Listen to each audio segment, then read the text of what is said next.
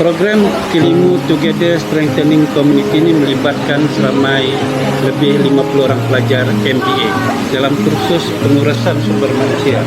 Jadi para pelajar ini sebenarnya merupakan pelajar-pelajar matang, pelajar-pelajar profesional. Berbeza dengan pelajar-pelajar prasiswaza, mereka ini mewakili organisasi masing-masing. Ataupun kepada pelajar yang belum bekerjaya itu, mereka mewakili potential organization di masa depan. Jadi apa yang kita lakukan menerusi program 2 hari ini, bermula sejak semalam sehingga hari ini kita memberi reflective learning, pembelajaran refleksi, yang mana para pelajar ini telah mempelajari beberapa topik dalam kursus pengurusan sumber manusia, bagaimana mereka boleh mentadbir sesebuah organisasi. Uniknya program yang kita laksanakan ini ialah mereka mencuba teori organisasi, tapi organisasi itu di peringkat komuniti. Dan komuniti kita di Sabah ni, kalau kita lihat dari segi keluasan negeri Sabah ni, seluas 74,000 km persegi.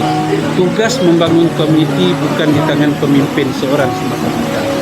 Tugas membangun komuniti ini adalah di tangan setiap individu yang mempunyai kemampuan. Para pelajar ini mereka mempunyai 2 kemampuan yang ketara. Pertama ialah ilmu. Kedua, mereka mewakili organisasi mereka itu tadi. Jadi dalam amalan SDG, kita ada 17 SDG. SDG nombor 17 itu ialah participation of all agencies, termasuklah syarikat, bagaimana membangun komuniti.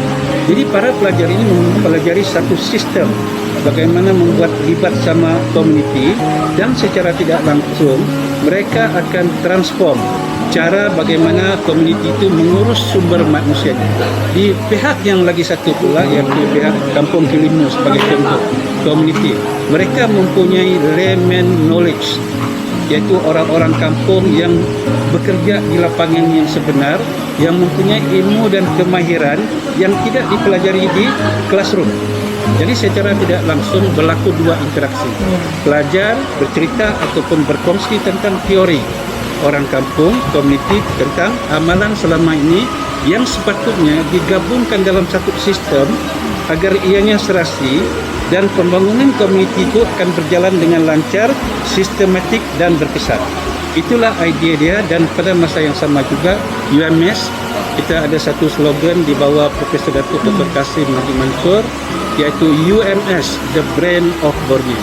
Maksudnya di sini ialah UMS, Universiti Malaysia Sabah, merupakan satu-satu full-fledged universiti di Sabah yang sepatutnya mendepani cabaran-cabaran untuk memastikan pembangunan komuniti itu berjalan dengan terancang dan sistematik.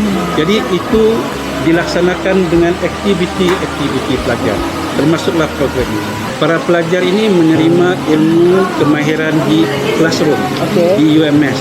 Dan kita di UMS, kita ada kaki tangan UMS terdiri pada pencara dan pentadbir.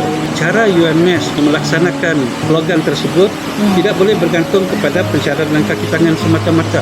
Kita mahu kita punya pelajar juga turut sama dapat membangun komuniti dalam kapasiti mereka masing-masing. Kursus MBA ini relevan sebab mereka adalah terdiri dari kalangan pelajar yang mewakili organisasi yang mempunyai kapasiti. UMS membekalkan ilmu itu capability. Organisasi menyediakan kapasiti.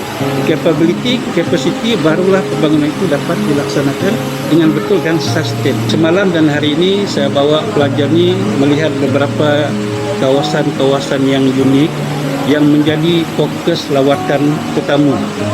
Pertama, saya maklumkan kepada para pelajar ini, kita kena melihat pelancong sebagai tetamu. Kalau kita melihat pelancong sebagai pelancong, tidak ada rasa keprihatinan yang mendalam. Mindset pertama melihat pelancong sebagai tetamu.